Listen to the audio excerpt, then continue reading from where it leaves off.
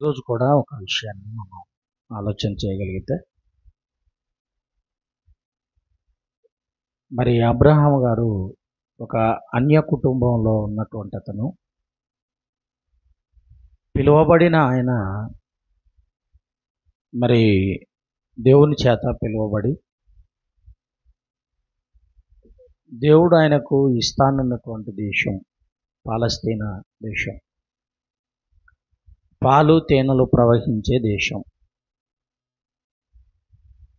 మరి భూసారం కలిగి మంచి పంటనిచ్చేటువంటి దేశాన్నే అబ్రహాము గారికి దేవుడు మరి ఇవ్వటం అనేది చాలా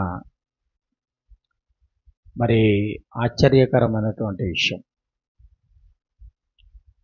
అంటే అబ్రహాము గారి యొక్క మనసు దేవుడికి తెలుసు. ఆయన మనసులో ఉన్నటువంటి మంచి, అబ్రహాము గారు ఎవరంటే మంచి మనస్సాక్షి కలిగిన వాడు. అదేవిధంగా విశ్వాసం కలిగిన వాడు. ఎలాంటి విశ్వాసం ఆయనకు కలిగి ఉంది అని అంటే, మరి క్రియలు కలిగినటువంటి విశ్వాసం, క్రియలు కలిగిన నీతిమంతుడు. అలాంటి అబ్రహాము గారికి దేవుడు దేశాన్ని ఇచ్చాడు. మరి ఆ దేవుని విషయంలో అబ్రహాము గారి యొక్క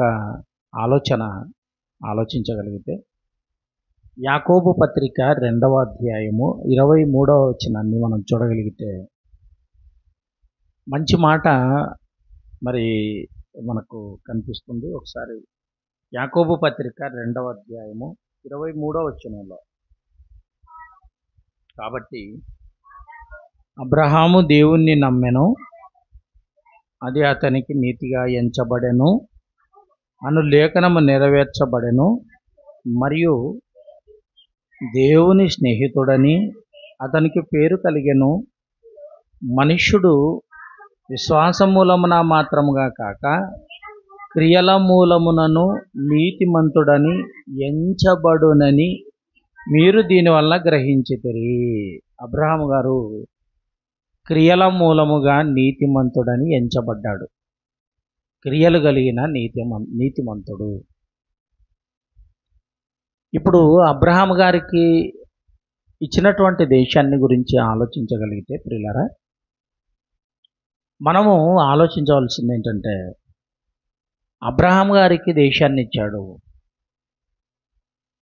దాన్ని మరి ఎలా ఇచ్చాడు అని ఆలోచించగలిగితే, అబ్రహాము గారి యొక్క నీతి దేవునికి నచ్చింది. అర్థమవుతుందా? అబ్రహాము గారి యొక్క నీతి దేవునికి నచ్చింది. దేవునికి నచ్చింది ఏదైనా, లేకపోతే దేవుని మనసుకు ఏదైనా ఇష్టముగా కనబడింది అని అంటే దాన్ని వెంటనే పరిశుద్ధాత్మ ప్రేరణ ద్వారా రాయిస్తాడు. కృత నిబంధనలో అబ్రహాము గారి యొక్క సందర్భాలు, దావీదు గారి యొక్క సందర్భాలు, మోషే గారి యొక్క సందర్భాలు, సొలొమోను గారి యొక్క సందర్భాలు, అంటే పాత నిబంధనలో జరిగిన చరిత్ర వీరులు వీళ్ళు. ఈ నీతిమంతుల యొక్క నీతిని జరిగించిన వీరులు,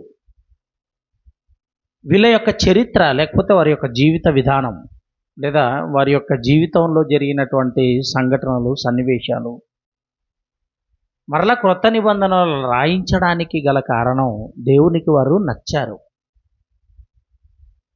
మీరు అర్థం చేసుకోగలిగితే ప్రియులారా,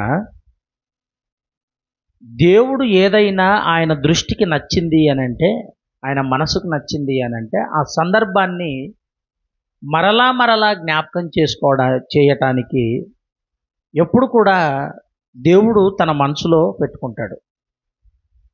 మరి అబ్రహాము గారి యొక్క జీవితం ఎంతటి ముందటి కాలంలో మనకు తెలిసిన విషయమే. క్రీస్తుకు పూర్వం సుమారుగా 3500, లేకపోతే 3800, క్షమించండి 3300, చాలా ముందటి కాలం. అబ్రహాము గారి కాలం అంటే చాలా ముందటి కాలం. అంటే నోవాహు జలప్రలయం జరిగిన తర్వాత వారి కుటుంబంలో నుంచి వచ్చినటువంటి వారే ఈ అబ్రహాము గారి యొక్క సంతానం. ప్రేమైన దేవుని పిల్లలారా, మీరు బాగా ఆలోచించండి. షేము, హాము, యాపేతులు వీళ్ళు మరి నోవాహు కుమారులైతే షేము గారి కుమారులలోనే అబ్రహాము గారు మరి ఉన్నాడు. అంటే ప్రియులారా, మీరు బాగా ఆలోచించాలి. అబ్రహాము గారి యొక్క జీవితం అనేది ప్రారంభ కాలంలోనూ జరిగినటువంటి సంగతిని తిరిగి రాయించడానికి కారణం ఏంటంటే, అబ్రహాము గారి యొక్క నీతి, ఆయన మనస్సాక్షి, ఆయన మంచి మనస్సు దేవునికి నచ్చింది గనక, అబ్రహాము దేవుణ్ణి నమ్మాడు గనక అది అతనికి నీతిగా ఎంచబడెను అని వ్రాయబడింది. నీతిగా ఎంచబడిందట. అంటే నమ్మితే నీతిమంతుడా? ఓకే. ఇప్పుడు నమ్మినందుకు దేశాన్ని ఇచ్చాడా, పాలస్తీనా దేశాన్ని? లేకపోతే క్రియలు కలిగిన మనస్సు మరి క్రియలు కలిగిన నీతిమంతుడుగా ఉన్నందుకు పాలస్తీనా దేశాన్ని దేవుడిచ్చాడా? క్రియలు కలిగిన నీతిమంతుడిగా అబ్రహాము గారు ఉన్నారు గనుక పాలస్తీనా దేశాన్ని ఆయనకు ఇచ్చాడు. ప్రియమైన వాళ్ళారా, ఆలోచించండి. అంటే అబ్రహాము జీతానికి పాత్రుడు, పనివాడు జీతానికి పాత్రుడు. దానానికి లేకపోతే జీతానికి తేడా ఏంటి చెప్పండి? కష్టపడ్డామనుకోండి, ఒక యజమాని కింద కష్టపడ్డాం, కూలి పనికి వెళ్ళాం. సాయంత్రం అయినప్పుడు మనం ధైర్యంగా కూలిని అడుగుతాం, జీతం ఇవ్వు అని, లేకపోతే నా కూలి నాకు ఇవ్వు అని. అంటే ఇంత ఖచ్చితంగా మనం అడగగలుగుతున్నాము అంటే దేవుని పిల్లలారా, పని చేశాం గనక. లేదు ఉచితంగా ఇచ్చారనుకోండి, దానం ఎప్పుడు చేస్తారు? ఏమండి, ఎవరైనా మరి అడుక్కునే వాళ్ళు వచ్చారనుకోండి, బిచ్చగాళ్ళు వచ్చారనుకోండి, అలాంటి వాళ్ళు వచ్చినప్పుడు మనం వారు ఏదో కష్టం చేసినందుకు మన మీద అజమాయిషి చలాయించి మనల్ని అడగరు. ఏమని అడుగుతారు? అమ్మా కాస్త దానం చేయండి అమ్మా, ఆకలిగా ఉంది, మా వాళ్ళు ఆకలిగా ఉన్నారు అని ఉచితంగా అడుగుతారు.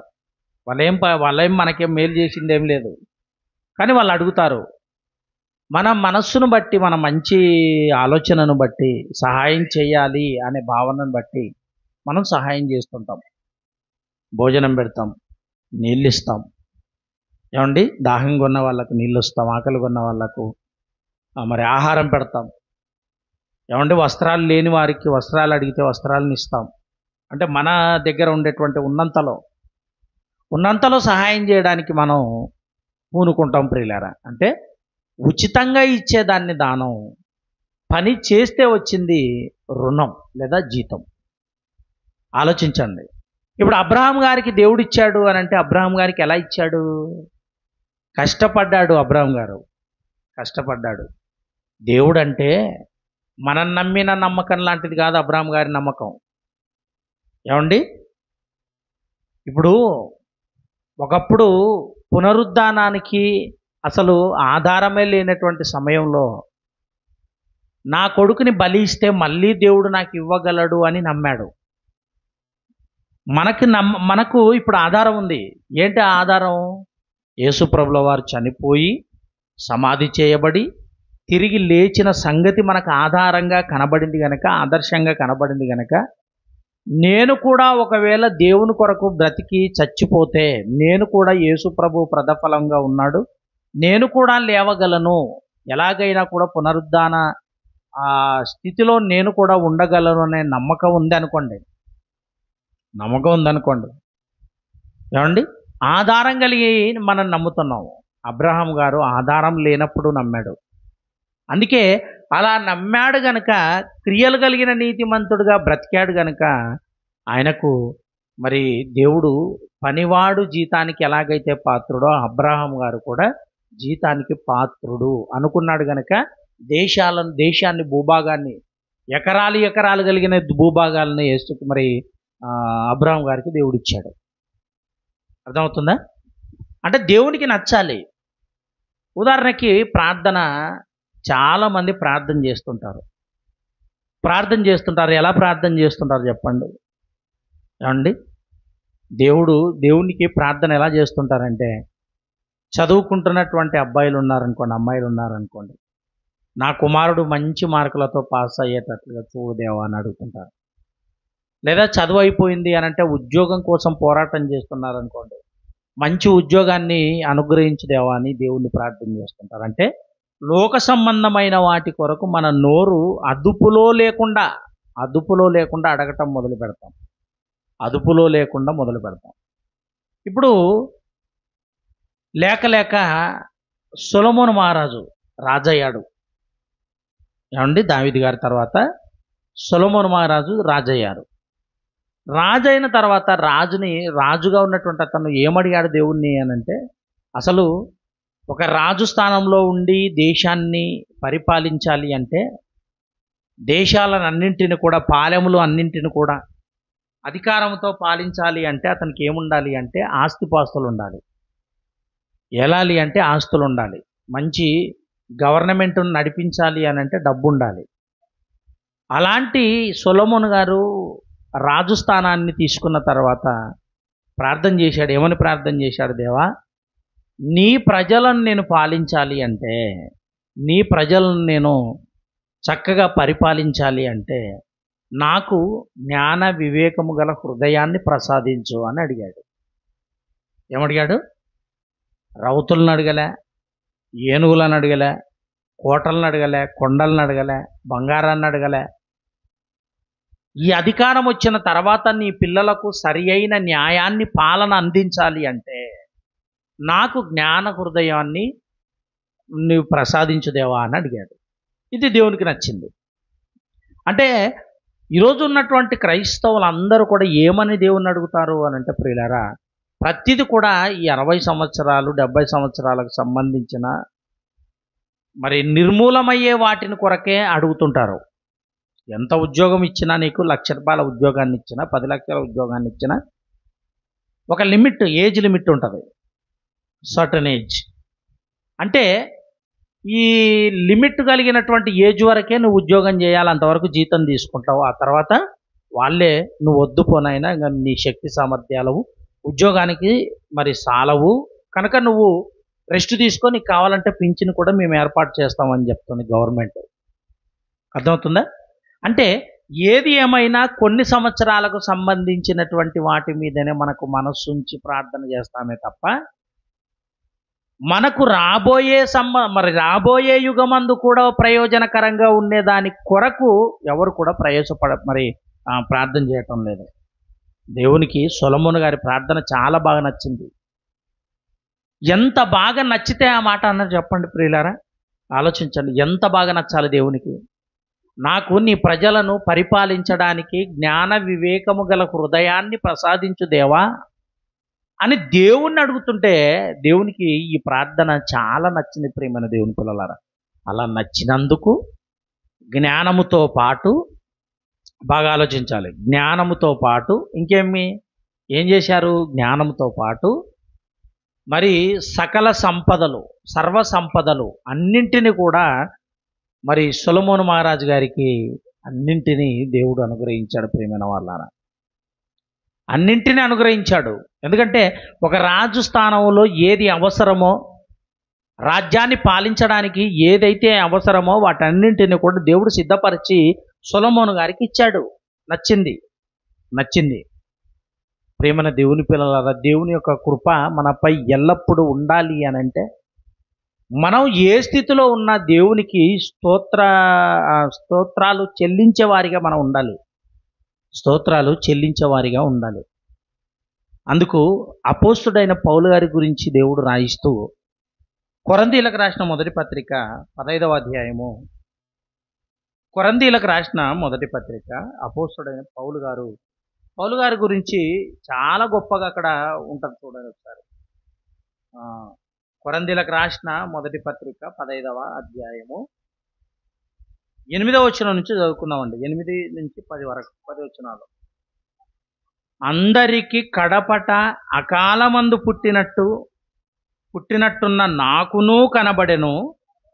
ఏలయనగా నేను అపోస్తలందరిలో తక్కువ వాడను, దేవుని సంఘమును హింసించినందున అపోస్తలుడనబడుటకు యోగ్యుడను కాను.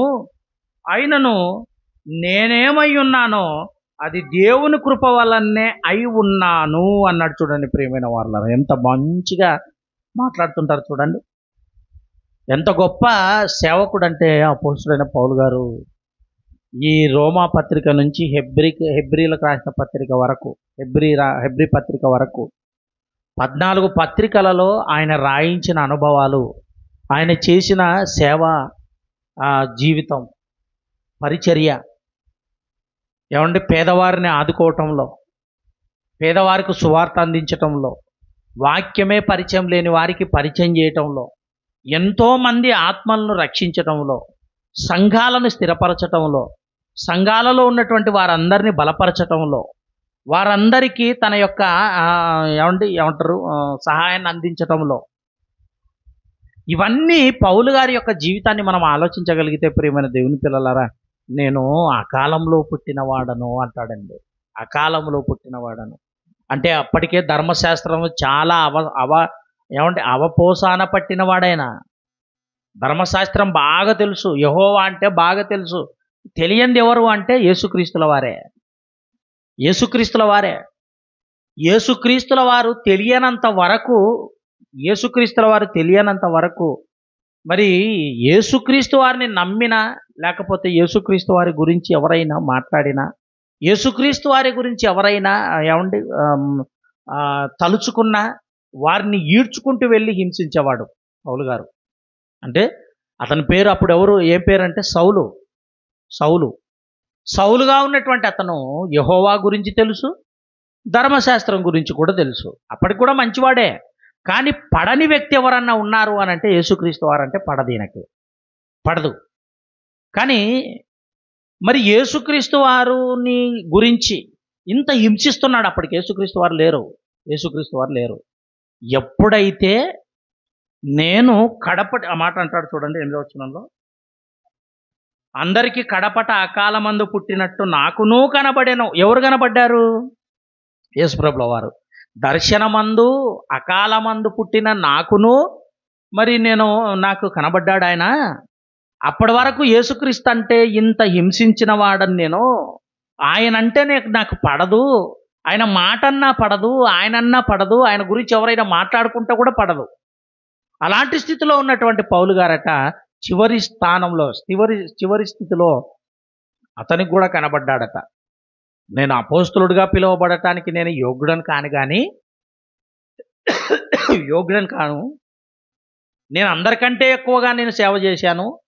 అయితే ఏమంటున్నాడు అంటే ప్రేమన దేవుని పిల్లలారా, అపోస్తలత్వములో అందరికంటే నంబర్ 1 స్థానం నాది అని నేను అనుకోవటం లేదు. ఎందుకు అనుకోవటం లేదంటే యేసుక్రీస్తు వారిని గురించిన వార్త, లేకపోతే ఆయనను గురించిన మాట ఎవరైనా మాట్లాడారంటే, ఆయన గొప్పతనాన్ని ఎవరైనా చాటి చెప్పాలని అనుకుంటే వారిని హింసించాను గనుక, ఆ హింసించిన కారణంగా అపోస్తలత్వంలో నేను చిట్ట చివరి వాడను అంటున్నాడు. అంటే నంబర్ 1 స్థానంలో ఉండవలసిన పౌలు గారు చిట్ట చివరి స్థానంలో ఉన్నానని ఎందుకంటున్నాడు అంటే, క్రీస్తును నమ్మిన వారిని హింసించాడు గనక.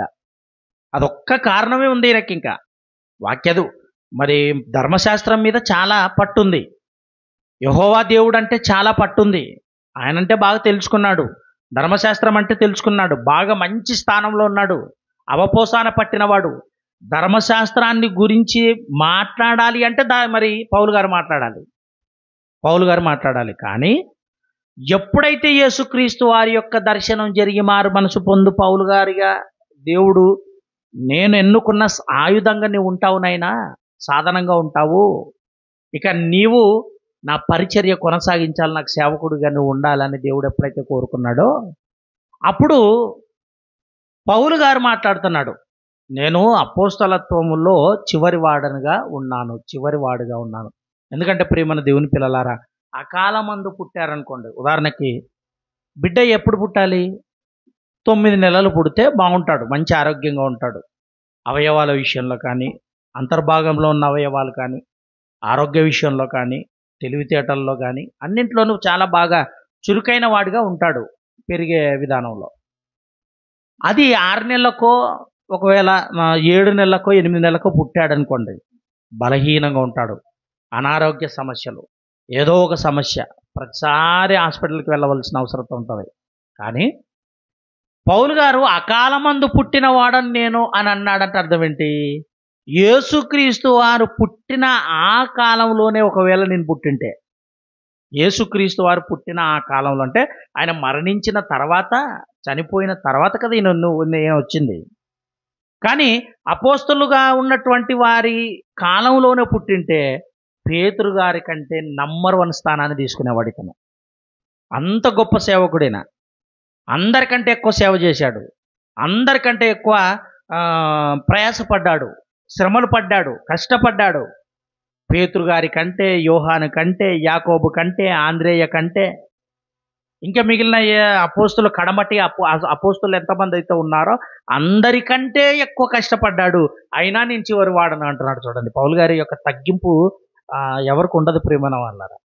మంచిగా బాగా పాట పాడారనుకోండి, నాలాగే ఎవరు పాడలేరు అనుకుంటాం. మంచిగా వాక్యం చెప్పానుకోండి, ఈరోజు అసలు నేను భలే ప్రసంగం చేశాను అనుకుంటాను.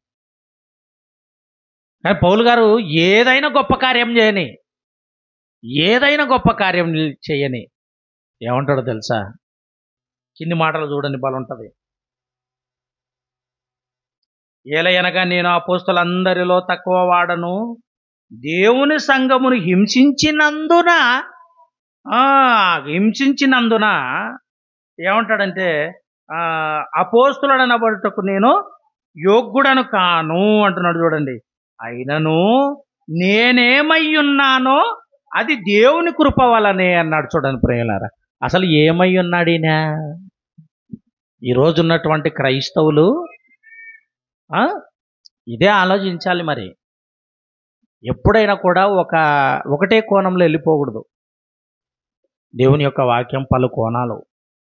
ఎందుకంటే సముద్రం బైబిల్ అంటే ఇది నాకు వచ్చు, నేనే ప్రవీణుడను, బైబిల్లో ఏ సందర్భాన్నైనా నేను ఈ విధంగా ఇలా వివరించి చెప్పగలను అనే ఈ అజ్ఞాన ఆలోచన ఉండకూడదు ఎవరికి కూడా. ఎందుకంటే ప్రియులారా, మనం ఎప్పుడు నేర్చుకునేవారిగానే ఉండాలి. చెబుతున్నాను, నేను నేర్చుకుంటున్నాను, ఈ మాటలో నేర్చుకునే మీకు చెప్తున్నాను. నా ఇంతటి నేనే కాదు, ఎవరైనా. పౌలు గారు కూడా అదే మాట్లాడతాడు. ఏమంటాడంటే, ఇదిగో నేనేమై ఉన్నానో అది దేవుని కృపనే, దేవుని కృప. అసలు ఈయన ఏమున్నాడు చెప్పండి ప్రియులారా? ఈరోజు క్రైస్తవుల్లో రిచ్ సంఘాలు ఉంటాయి, రిచ్ సంఘాలు. ఇలా సంఘాల గురించి మాట్లాడతానండి, నిజంగా గంటలు చాలకొస్తాయి. అయినా కొన్ని విషయాలు చెప్తాను.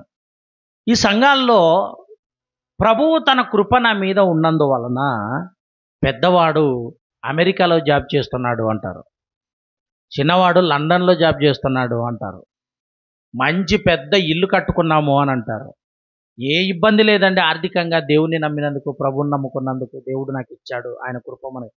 ఏమండి, నిజం చెప్పండి, ప్రభువుని నమ్ముకుంటే పౌలు గారు షాపింగ్ కాంప్లెక్స్ కట్టాడా? అప్పట్లో కాంప్లెక్స్ కట్టాడా? లేకపోతే మంచి పెద్ద అపార్ట్మెంట్ కట్టాడా? ఏం లేదే. అన్నింటినీ ఏమనుకున్నాడు? పెంటగా ఎంచుకున్నాడు. అంటే అన్నింటినీ నష్టంగా ఎంచుకున్నాడు, అన్నింటినీ పోగొట్టుకున్నాడు, ఆరోగ్యాన్ని పోగొట్టుకున్నాడు, ఆలోచనలో బలహీనుడైనాడు, ఆస్తిపాస్తులను పోగొట్టుకున్నాడు, సొంత ఏది కూడా ఇల్లు సొంతంగా కట్టుకోలేదు, అద్దె ఇంట్లో ఉండి బ్రతికాడు, ఆయన జీవనం కొనసాగించాడు. అంటే ప్రభుని నమ్ముకుంటే పోతాయనా వస్తాయనా? నిజం చెప్పండి. వాక్యాన్ని బట్టి ఈ అపోస్తులు కానివ్వండి, పౌలు గారు కానివ్వండి, వాళ్ళు ఏమైనా వెనక 4 రాళ్ళు వేసుకున్నారా? 4 రాళ్ళు వేసుకున్నారా? వేసుకోలేదు. నేనేమై ఉన్నానో అని పౌలు గారు మాట్లాడుతున్నాడు అంటే ఏమై ఉన్నాడు చెప్పండి, ఖచ్చితంగా చెప్పండి. కష్టపడ్డాడు ఆయన, పేదవాడిగా బ్రతికాడు. ఆ పేద స్థితిలో కూడా ఇతరులకు సహాయం చేసే మనస్సు ఆయనకుంది. ఆయన పడిన డేరాలు కుట్టుకుంటూ బ్రతికినటువంటి అతను ఆ రోడ్డు పక్కల డేరాలు కుట్టుకునేటువంటి అతను ఏం చేశాడు? వాటిని అమ్ముకోవాలి, స్వార్థ సేవ చేయాలి. వాటిని అమ్మాలి, కుట్టాలి, పని చేయాలి, ఇతర దేశాలకు వెళ్ళాలి, కుట్టాలి, పని చేయాలి, ఇతర ప్రాంతాలకు వెళ్ళాలి, కుట్టాలి, పని చేయాలి, సంఘాలను స్థాపించాలి. ఆ సంఘంలో ఉన్న వారందరికీ దేవుని యొక్క వాక్యం చేత వారందరినీ కూడా ప్రభువు నుంచి తొలగిపోకుండా బలమైన వారిగా స్థిరపరచాలి.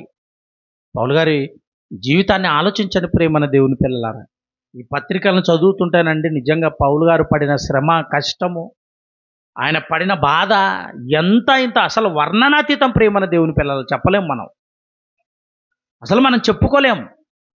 అంత గొప్ప కార్యక్రమాలు పౌలు గారు చేసినట్టుగా ఉంటాడు. నేనేమై ఉన్నానో 10వ అంటాడు, అయినను నేనేమై ఉన్నానో అది దేవుని కృప వలనే. ఇల్లు కట్టుకుంటే దేవుని కృప అంటాడు, ఉద్యోగం వచ్చిందంటే దేవుని కృప అంటాడు, మంచి భర్తని కూతురికి పెళ్లి చేశారు అంటే దేవుని కృప అంటాడు, మంచి స్థానం, మంచి ఫుడ్ తింటున్నారంటే దేవుని కృప అంటారు, మంచి వస్త్రాలను ధరించాడు అంటే దేవుని కృప అంటాడు. ప్రభుని నమ్ముకున్నవారు అసలు దేవుని కృప అని ఎప్పుడన్నారో తెలుసా? మాసిపోయిన బట్టలతో సువార్త కార్యక్రమాలకు వెళ్తాం చూసారా, ఇప్పుడు దేవుని కృప అనాలి. పౌలు గారు అదే కదండి. అంటే నేనేమై ఉన్నానో అది దేవుని కృప అంటున్నాడు. అంటే నేను అన్నింటినీ నష్టంగా ఎంచుకున్నాను, పెంటగా ఎంచుకున్నాను, నేను నష్టాలలో ఉన్నాను, బాధలో ఉన్నాను, శ్రమలో ఉన్నాను, అవమానంలో ఉన్నాను, అయినను నేను దేవుని పనిని నేను ముందుకు తీసుకెళ్లటమే నా ధ్యేయంగా నేను పెట్టుకున్నాను అంటాడు పౌలు గారు. చూడండి ఇంకా క్రిందికి ఏమంటాడు?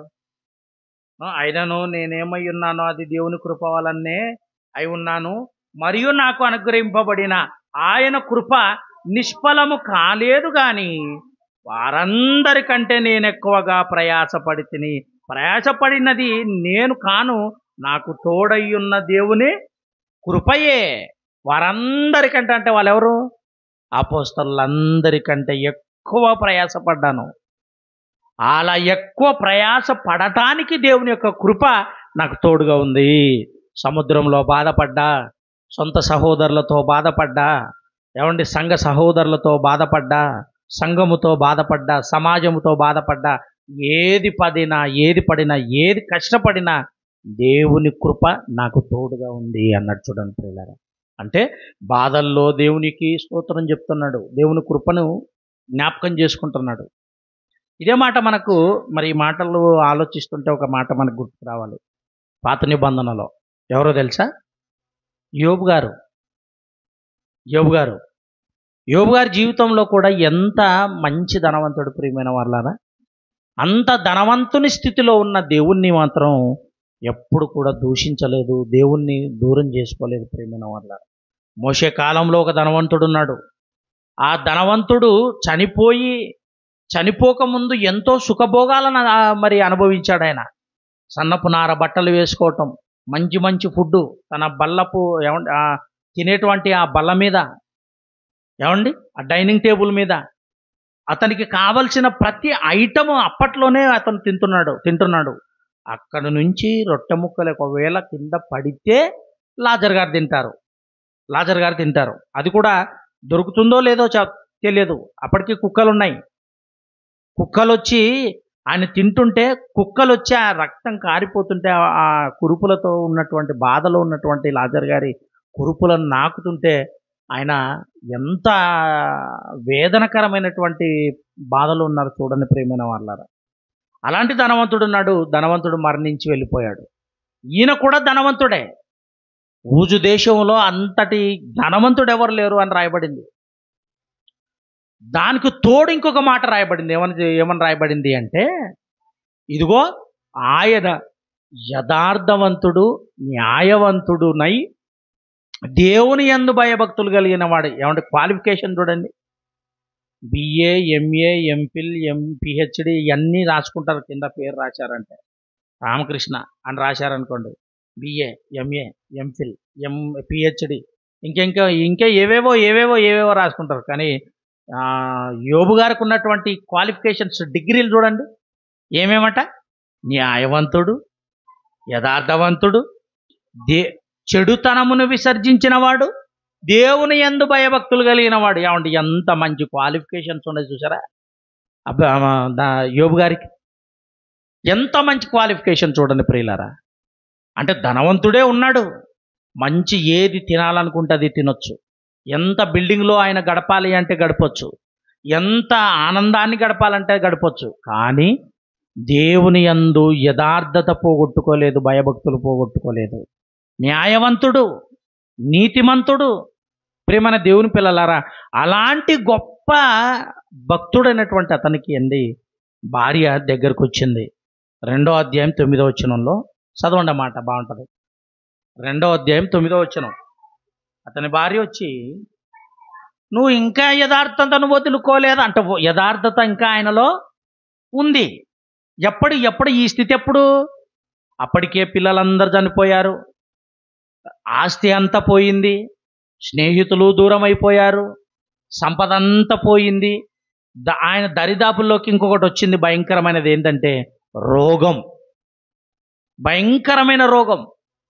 ఎంత భయంకరమైన రోగం అంటే ప్రియమైన దేవుని పిల్లలారా, చిల్ల పెంకతో తీసుకొని తట్టుకోలేక ఒళ్ళంతా కురుపులతో ఉన్నటువంటి ఆయన ఆ గాయాలను చిల్ల పెంకతో గీరుకుంటున్నాడు. ప్రియమైన వాళ్ళారా, గీరుకుంటున్నాడు బూడిదలో కూర్చొని, తట్టుకోలేకపోతున్నాడు.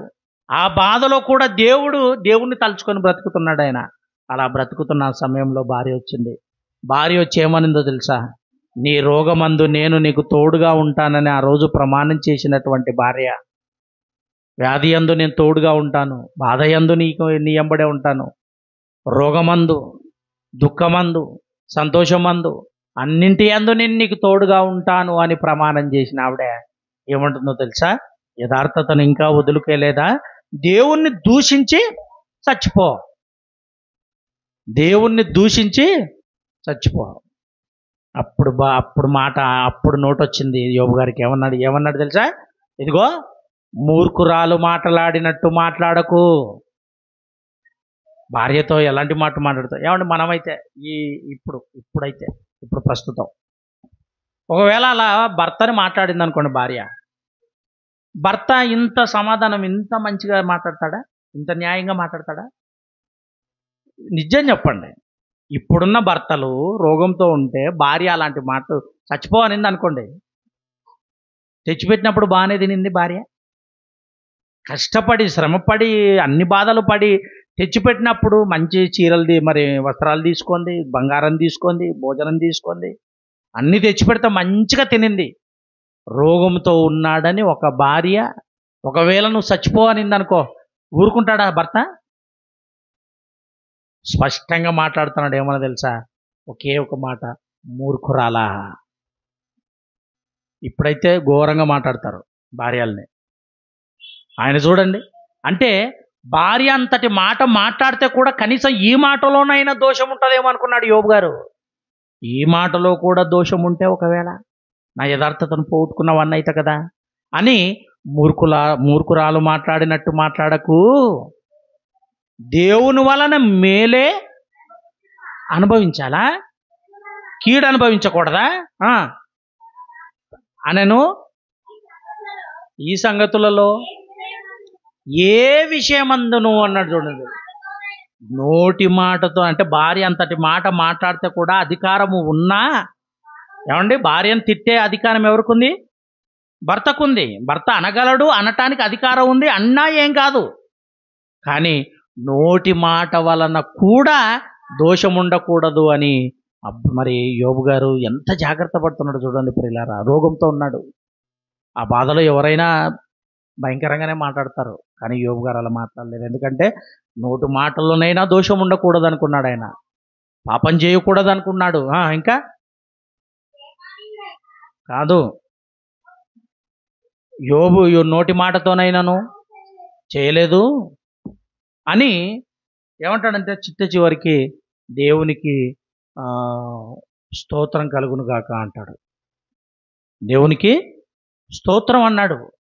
అంటే నేనే స్థితిలో ఉన్నా, పౌలు గారు ఎలాగైతే నేనే స్థితిలోనున్నా అది దేవుని కృపయే తప్ప నాదేమీ లేదనుకున్నాడో, మనము కూడా కలిగినా కలగకపోయినా నష్టం వచ్చినా, రోగాలతో ఉన్నా, బాధలతో ఉన్నా, ఏమంటే అతి భయంకరమైన బాధలు మన కళ్ళ ముందు మనకు జరుగుతున్న, మన జీవితంలో జరుగుతున్న, దేవుణ్ణి మాత్రం జ్ఞాపకం చేసుకొని బ్రతకాలి. దేవునికి స్తోత్రం చెప్పేవారిగా ఉండాలి, స్తుతులు చెల్లించేవారిగా ఉండాలి.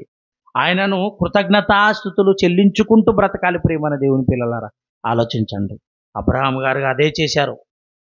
కష్టంగా ఉన్నా, నష్టంగా ఉన్నా, ఏమండి, పనివాడు జీతానికి ఎలాగైతే పాత్రుడో పాలస్తీనా దేశాన్ని అందుకోవటంలో కూడా అబ్రహాము గారు క్రియలు కలిగిన నీతిమంతుడుగా కనబడ్డాడు.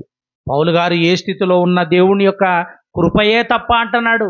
నేనేమై ఉన్నానో దేవుని కృప అంటే అన్నీ పోగొట్టుకున్నా, పెంటగా ఎంచుకున్నా, కష్టాలలో ఉన్నా, బాధలో ఉన్నా, ఆయనకు ఎదురైన బాధలు చదవగలిగితే ప్రియమైన దేవుని పిల్లలారా, ఆ చివరిలో ఉంటుంది. ఎంత కష్టాన్ని అనుభవించాడు అంటే అంత కష్టంగా అనుభవించాడు. పలుమార్లు దెబ్బలు, పలుమార్లు రాళ్లతో దెబ్బలు, పలుమార్లు ఏమండి సహోదరుల వలన ఆపదలు, సంఘముతో ఆపదలు, కపట సహోదరుల వలన ఆపదలు, ఇవన్నీ కూడా చదివితే ప్రేమన దేవుని పేరు అలసిపోయినంత బాధలు ఉన్నాయి. అయినా నేను ఏమై ఉన్నానో నా దేవుని కృప. దేవుని కృప అంటే ఏ స్థితిలో ఉన్నా, రోగం ఏమంటే కష్టాలు వచ్చాయని బాధపడాల్సిన అవసరం లేదు. కష్టాలు కూడా మన మంచికి జరుగుతాయట. కొన్నిసార్లు కష్టం వచ్చినప్పుడు సంతోషపడాలట. కష్టం వచ్చి దేవుడు ఏ దారిన మనల్ని తీసుకొని పోతున్నాడో అది ఆలోచించాలి. దేవుడు ఎందుకు నాకు కష్టాన్ని తెచ్చిపెట్టాడు, ఈ బాధను ఎందుకు తెచ్చిపెట్టాడని మనం ఆలోచించాలట. ఆయనని చెడుగా మాట్లాడకూడదు, మాటతోనైనా పాపం చేయకూడదు. యోబు గారు అదే చేశాడు, పౌలు గారు అదే చేశారు. ప్రేమైన దేవుని పిల్లలారా, చివరిగా గలతీలకు రాసిన పత్రిక 2వ అధ్యాయము ఏమండి బాగుంటుంది చూడండి ఒకసారి. పౌలు గారు గలతీలకు రాసిన పత్రిక 2వ అధ్యాయము 18వ వచనం నుంచి, నేను పడగొట్టిన వాటిని మరలా కట్టిన ఎడల నన్ను నేనే అపరాధినిగా కనపరుచుకొందును కదా. నేనైతే దేవుని విషయమై జీవించు నిమిత్తము ధర్మశాస్త్రం వలన ధర్మశాస్త్రము విషయమై చచ్చినవాడనైతిని. నేను క్రీస్తుతో కూడా సిలువ వేయబడి ఉన్నాను. ఇకను జీవించువాడను నేను కాను, క్రీస్తే నా యందు జీవించుచున్నాడు. నేనిప్పుడు శరీరమందు జీవించుచున్న జీవితము నన్ను ప్రేమించి నా కొరకు తన్ను తాను అప్పగించుకొనిన దేవుని కుమారుని అందలి విశ్వాసము వలన జీవించుచున్నాను. జీవించుచున్నది నేను కాదు. నేను పడగొట్టినది నేను మరలా నేను కట్టాను అనుకోండి, నేను అపరాధ అవుతాను అంటున్నాడు. అంటే దాని అర్థం ఏంటో తెలుసా? దాని అర్థం ఏంటి? పడగొట్టినదంటే నేను గతంలో చేసినటువంటి ఏవైతే దోషాలు ఉన్నాయో మళ్ళీ అవి చేశాను అని అంటే కట్టడం, మళ్ళీ కట్టడం, దాన్ని పడగొట్టుకున్నాడు. ఈ దోషాలన్నింటిని కూడా పడగొట్టుకున్నాను.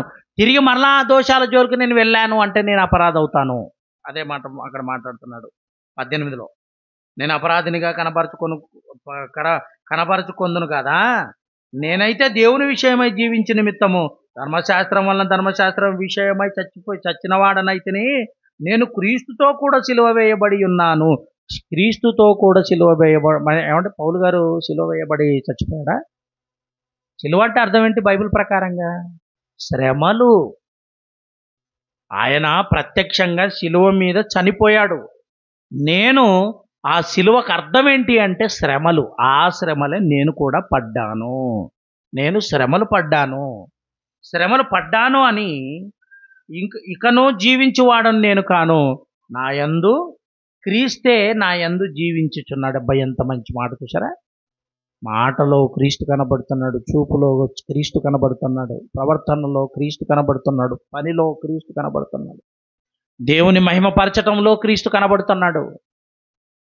దేవుడంటే ఎంత గొప్ప ఆయనో అతన్ని కనపరచడానికి తన శరీరమందు కనపరుస్తున్నాడట, చూపిస్తున్నాడట పౌలు గారు. ఆలోచించండి ప్రేమన దేవుని పిల్లలారా. అంటే ఏ శ్రమ వచ్చైనా దేవుని కృప అనుకోవాలట, ఏ బాధ వచ్చినా దేవుని కృప అనుకోవాలట, ఏ రోగం వచ్చినా దేవుని కృప అనుకోవాలట. చనిపోయే ఏమంటే స్థితిలోకి వెళ్ళిపోతున్న దేవుని కృప అనుకోవాలంట. పౌలు గారి యొక్క జీవితం చెబుతుంది ప్రియులారా. ఆయన అంటున్నాడు, ఇదిగో జీవించుచున్నది నేను కాదు, నేను ధర్మశాస్త్ర ప్రకారంగా ఎప్పుడో చచ్చిపోయాను. ఎందుకంటే ధర్మశాస్త్ర ప్రకారంగా బ్రతకాలంటే ఎవరి వల్ల కాలేదు, యేసుక్రీస్తు వారు తప్ప. ధర్మశాస్త్ర ప్రకారంగా ఎవ్వరు బ్రతకలేదు, అందరూ ధర్మశాస్త్ర ప్రకారంగా చనిపోయిన వారే. కానీ పౌలు గారు అంటాడు, ఇదిగో యేసుక్రీస్తు వారు తన శరీరమందు ధర్మశాస్త్రాన్ని కొట్టివేసి ఆయన యందు ఒకవేళ నేను బ్రతికాను అంటే నా యందు యేసుక్రీస్తు వారు ఉన్నారు, క్రీస్తు ఉన్నాడు, క్రీస్తు జీవిస్తున్నాడు, ఆయనను బట్టి నేను బ్రతుకుతున్నాను. ప్రియమైన దేవుని పిల్లలారా, ఆలోచించండి. దేవుని యందు మనం ఉండాలి అని అంటే ఇదిగో దేవుని కృప వలనే నేను బ్రతుకుతున్నాను. దేవుని కృప. రోగం వచ్చిందా, దేవుని కృప వలన వచ్చింది అనుకున్నాను. శ్రమ వచ్చిందంటే దేవుని కృప వలన వచ్చి, ఆర్థిక సమస్యలు వచ్చాయే దేవుని కృప వలన, ఏ ఇబ్బంది వచ్చినా దేవుని కృప వలన. దేవుని కృప అని దేవుణ్ణి కృతజ్ఞతాస్తుతులు ఏమంటే ఈ విధంగా మరి మాట్లాడేవాళ్ళు. యోబు యొక్క జీవితం మనకు నేర్పిస్తుంది, పౌలు గారి జీవితం మనకు నేర్పిస్తుంది. ప్రయాసపడాలి క్రీస్తులో ఉండి. పనివాడి జీతానికి పాత్రుడనగానే మనం పొందుకున్న ఏదైనా కూడా మనం చేసినందుకు దేవుడిచ్చాడు అనుకోవాలి. పని చేసినందుకు దేవుడిచ్చాలనుకోవాలి, ఇచ్చాడు అనుకోవాలి. ఒక ఇల్లు మనకు దేవుడు ప్రసాదించాడు అంటే దేవుని కొరకు ఇదిగో నేను ఈ కార్యక్రమాలలో ఉన్నందుకు దేవుడు నాకు ఇల్లు మరి ప్రసాదించాడు, అనుగ్రహించాడు. ఒకవేళ ఏది చేయకుండా ఒకవేళ రోగం వచ్చిందా దేవుని కృప. నేనేమై ఉన్నానో దేవుని కృప అని పౌలు గారు ఎలాగైతే అన్నాడో, ఇదిగో మనం కూడా ఏ స్థితిలో ఉన్న దేవుని యొక్క కృపను జ్ఞాపకం చేసుకొని బ్రతకాలని ప్రేమపూర్వకంగా మీ అందరికీ మనవి చేస్తూ ఈ మాటలు ఇంతటితో ముగిస్తున్నాను. మరి రొట్టె విరిచే కార్యక్రమాన్ని మరి జరిగించుకుందాం. అది సేవ్ చేసి తొందరగా నాకు అది ఇస్తే